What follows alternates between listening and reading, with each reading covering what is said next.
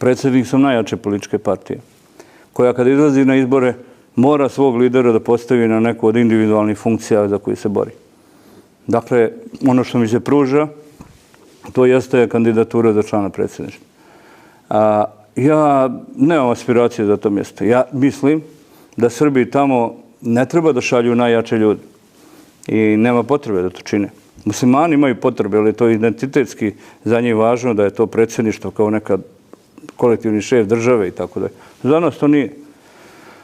Ali je mnogo, u zadnje 4 godine, mnogo je bilo dekadencija koje su napravljene, uspostavljene neke nove arogantne prakse protiv Republike Srpske i ja hoću da idem tamo da vratim snagu Republike Srpske koju ona imala prije 4 godine, kada su ljudi iz moje partije bili u zajedničkim institucijama i zajedno s nama u Republici Srpskoj radili i Republika Srpska je bila na prvom mjestu u Bosni i Hercegovini.